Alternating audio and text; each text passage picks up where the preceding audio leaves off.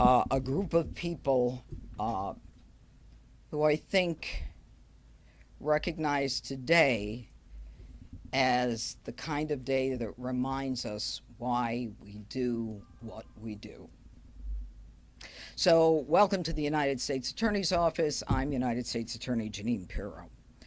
Every day in America, we lose innocent victims to violent criminals who seek to impose their violence on others. There is no timing, there is no warning. It's like a thunderbolt out of the sky. And suddenly, they are gone from us. And their families and friends and their community are left to suffer and wonder why. This is not only illegal, it is immoral, it is unacceptable, and we're not going to tolerate it. And that's why we're here today.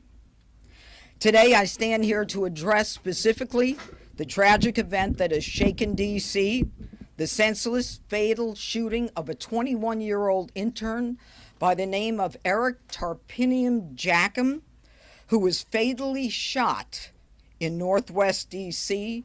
far too soon on June 30th of 2025. He was shot and killed at 10:28 at night. He was hit 4 times. The scene involved 2 rifles, 1 9mm, and 79 rounds on the ground. Eric was a rising senior at the University of Massachusetts Amherst. He was in the nation's capital, as many young people are, pursuing his passion for public service. He was interning for Representative Ron Estes, and he was an innocent bystander who was caught in a violent act that was not meant for him. He leaves behind his mother, Tamara, his father, Robert, his sister, Angela, and his brother, Jeremy. And his death is a stark reminder of how fragile life is and how violence too often visits us in the nation's capital. And this is why the president has vowed to make D.C. safe and beautiful. This is why the nation's the president is bringing together federal and local agencies to bring the force of the government against those who seek to destroy not only our quality of life, but our lives. And here to announce my thanks today to the Metropolitan Police Department. There are some real stars behind me who too often do not get the credit that they deserve. Right now, 2 individuals have been arrested, and this is a critical step toward justice. But our work is not done as we continue to seek a 3rd suspect in this case. Charges have been filed against 2 individuals, a 17-year-old juvenile by the name of Jalen Lucas. He's a juvenile, now charged in adult court. Another 17 years old, Kelvin Thomas Jr., another juvenile being charged in adult court, both of them charged with murder while armed under the D.C. Code 22-2101, which is murder in the 1st degree. Now, these juveniles have prior violent juvenile records in the family court. This is why, from day one, when I came here, I knew that we were missing a whole segment of criminals in D.C., in our nation's capital, because the D.C. Council thinks that these kids need to be protected. They don't need to be protected. They need to be made accountable, and we need to be protected. I am advocating and have advocated for jurisdiction over juveniles 14, 15, 16, and 17. They need to be brought into the criminal court so that we can prosecute them. Because if we do, we can prevent the murder that happened here based upon the histories of these 2 and the third individual that I cannot talk about. Eric didn't deserve to be gunned down, and the system failed him. The system that felt that juveniles needed to be coddled. And it's bad enough to be gunned down on any street, but to be gunned down in our nation's capital is an outrage. This killing underscores why we need the authority to prosecute these younger kids, because they're not kids, they're criminals. They're violent criminals. We have to hold them accountable. We have to prevent them from robbing the innocents of their lives. Now I'd like to call upon the police chief, Pamela Smith. Good afternoon. Thank you, Judge Pirro. I am pleased to be joined today by Mayor Muriel Bowser, the Mayor of Washington, D.C., and Judge Jeanine Pirro, and the members of the Metropolitan Police Department and our federal partners in announcing 2 arrests in the homicide of 21-year-old Eric Tarpinian Jackum. I'm joined today by members of the Metropolitan Police Department, Assistant Chief Ramey Kyle of our Investigative Services Bureau, Commander Kevin Kentish, who leads the Criminal Investigation Division, and Detective Gabriel Truby of the Homicide Division. This morning, Judge Pirro and I had the opportunity to speak with Eric's mother, and our thoughts and prayers remain with the family, and we hope news of these 2 arrests, and a third one pending, I'm confident we'll get the third one, gives Eric's loved ones some sense of peace as they continue to grieve a tremendous loss. Eric came to our city with a bright future ahead of him, interning in a role where he served the public on Capitol Hill. He deserved an opportunity to return home safely to his family, but was senselessly taken from his loved ones. From the night of June 30th, our detectives have worked countless hours, gathering evidence that ultimately identified these suspects. I want to thank Homicide Detective Truby and his colleagues at MPD's Homicide Branch for their outstanding work. I could not be more prouder to stand with Detective Truby this afternoon. This was a complex case that required high-level detective work, and that is exactly what our team delivered. This is the level of dedication these detectives pour into every homicide case in our city. I also want to thank the U.S. Attorney's Office and the FBI Washington Field Office for their assistance throughout the investigation, and our partners at the Capital Area Regional Task Force, which we call Cardiff, and the United States Marshal Service for their efforts locating and apprehending these suspects this morning. I hope today's arrest sends a message to individuals who choose to commit violence in our city. If you harm innocent victims in our community, we will hold you accountable. I will now turn it over to Commander Kentish, who will share brief details and facts about the case that he's able to share today. Good afternoon. I am Commander Kentish, Kevin Kentish, with the Commander of the Criminal Investigations Division. This morning, 17-year-old Kelvin Thomas Jr. of Southeast D.C. and 17-year-old Jalen Lucas of Northwest D.C. were placed under arrest by members of the Capital Area Regional Fugitive Task Force and United States Marshals. They were arrested pursuant to a D.C. Superior Court arrest warrant, and they were both charged with first-degree murder while armed, premeditated. Both are being charged as adults in this case under our Title 16. The investigation revealed that around 10:30 p.m. on the night of June 30th, our suspects got out of a vehicle at the intersection of 7th and M Street Northwest. They opened fire in the direction of 2 individuals that were riding a bike southbound in the 1200 block of 7th Street Northwest. One of those individuals, a 16-year-old male, was injured as a result of the shooting. He ultimately survived. 20-year-old Eric Tarpinian Jackum and an adult female were also struck by gunfire. Neither were the shooter's intended target based on our investigation. Mr. Tarpinian Jackum was subsequently transported to a local area hospital where he was pronounced deceased. After the shooting, we know that our suspects re-entered a vehicle and fled the scene. Detectives determined that the vehicle had been stolen in Maryland days prior to the homicide. Shortly after the homicide, the vehicle was also recovered unoccupied in Maryland. Over the course of the investigation, detectives spent hundreds of man and woman hours analyzing surveillance video footage around the shooting, in addition to multiple other surveillance video footage in the area.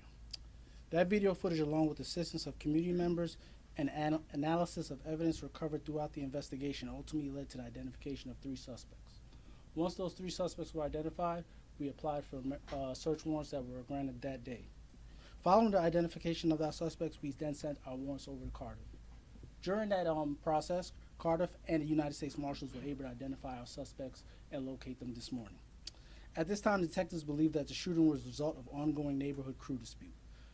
We are still investigating this case, and ultimately, if you have any additional information, please call 727-9099.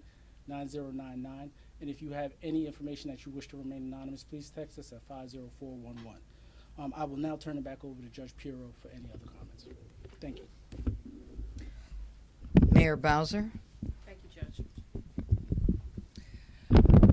I want to echo what we've heard today about ensuring that there is justice for Eric.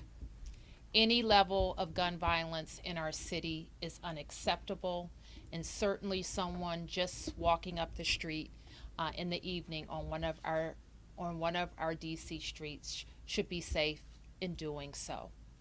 I wanted to be here with the Chief of Police, with our outstanding detectives and investigators and our federal partners, to thank them for the many, many hours of work, hard work, putting the pieces together to ensure that there is justice served here. I couldn't be prouder of MPD. My condolences certainly go out to the family, and I want to thank Judge Pirro for her attention to this, not just through this arrest, but all the way through the prosecution. I didn't mention that the United States Marshal, Gadi Serralta, is here. Gadi, you want to say anything? Just Go ahead. the only thing I can say is that the focus of the task force going forward is to catch and arrest and bring to justice the third individual that we're looking for. Thank you. Okay. Judge, you mentioned 2 rifles, and the Justice Department, as we know, has ordered you not to prosecute the crime during that, kind of. If you use a rifle in a crime, we prosecute you. Right, but will it make you harder to? No, nope. You see, the problem with that was not recognizing that you use a rifle or a shotgun in a crime, you are going to be prosecuted. There is no there is no problem going forward with those prosecutions. I'm sorry? What about taking them off the streets? I guess the thrust of my question. Well, the thrust of your question is really not a part of this case. We've got shotguns, actually rifles, and a 9mm. Okay, and we had a shootout. And by the way, there isn't just this one homicide victim. There are 3 other victims. They did not die, and a 4th victim who suffered shattered glass, I believe, on her face. So there are other victims as well in this case. Yes. Judge, and this is also for the mayor. Do you expect that the process that you're advocating for, which is to take more of these juvenile cases, is that something that you require Congress's approval, and do you have the city's or the mayor's support for that? Is my first question on this. Okay. To answer the first, and I'll let the mayor answer the second. Number 1, the D.C. Council has coddled young criminals for years. They reject mandatory minimums that the law requires. They don't force judges to follow the law. They have something called the youth rehabilitation and the incarceration reduction, as well as record sealing. Everything we do, the D.C. Council is looking to change to benefit the criminal. To specifically answer your question, we're going to need Congress to change the law. And I believe that if there's any case that calls for it, it is this case that makes it clear that these young punks who are on the street with guns, shooting at each other, killing innocent people, they need to be brought into my system and not in the family court system for rehabilitation, because they've been in that system more than once. And I don't think they've been rehabilitated. Go ahead. Well, I'm not going to comment on any pending legislation, but I will say this. The reason why we're here talking about 17-year-olds being charged as adults is because the U.S. Attorney has that authority for 17-year-olds. And I think I would agree with the judge that cold-blooded murder qualifies as a crime that should have a 17-year-old considered as an adult. And Judge Pirro, just to follow up on the ongoing, I guess, war of words, where we might describe it between you and Judge Faruqi, I'm just wondering, one of the things, he had very sharp words yesterday, saying that the office essentially had lost some credibility. In his view, what do you say to the grand juries which are returning, true bills, and is there a change that needs to come from your end of things? Absolutely not. fix this? Judge Faruqi has never really met someone with an illegal gun that he hasn't felt some compassion for. Okay? And I'm not going into grand juries and telling him what to do and what not to do. That is their prerogative. We are advisors to grand juries. We tell them what the law is. We present cases that are clearly based on the evidence.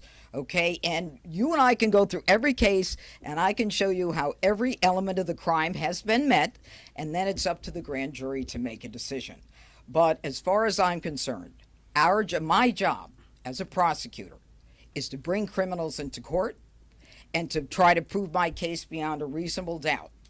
I'm not into going back and forth with judges. I was a judge, okay? That's not what I did as a judge. So we need to leave politics out of it. I'll do my job. He should do his job as a judge and leave his politics out of it. That's enough. Yeah. Yes.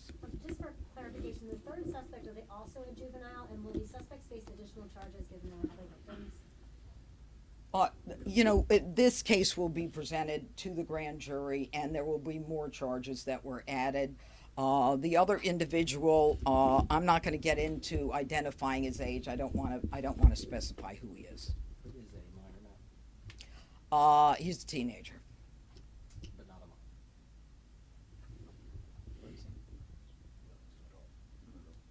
Yeah, I don't want to say. Do you want me to say his age? No. Yeah, not a minor. Not a minor. Last question. Judge Pirro, would you consider seeking the death penalty in this case? And for Mayor Bowser, Attorney Pirro has said that she would consider seeking the death penalty in certain cases, such as the Capitol Jewish Museum shooting. Is that something that you would support? Number one, under the DC code, which is what they're being prosecuted under, 22, I think it's 2201, there is no death penalty in the DC code, so it's not a possibility. It's only a possibility in federal cases. This is not a federal case. Let me ask a few questions just about the investigation. So it's been a couple of months, Channel 7. It's been a couple of months, Judge, since the incident. I was just curious how you were able to track these guys down and where exactly were they caught today? Wait, can you talk? I prefer not to. And do you have video evidence? Good afternoon. We were able to identify and track these suspects through various videos throughout the Washington, D.C. area. We did multiple interviews. We spoke with a lot of people. And in reference to this morning, all suspects were apprehended in the District of Columbia. Where? I'm not going to specify exactly where, but they were apprehended in the District of What did Columbia. they do for the past couple of months? Do you have a sense? I don't know. We've been investigating the case. What they've been doing on a day-to-day basis would have to be asked to them. All right. I just want to mention two people. These are two of my homicide prosecutors, the best prosecutors in my office for this kind of case. And I'm very proud of them. They've been working on it day and night. This guy's a superstar. Okay, he is a detective. I'm very proud of the work that we're able to do together with our law enforcement partners. This was a real joint effort. And with Phil and the FBI, this is how it's supposed to work. And it did work. Thank you for being here. I have one last question for Chief Smith. Truly. Good stuff. We can circle out here. Yeah, Thanks. let's go.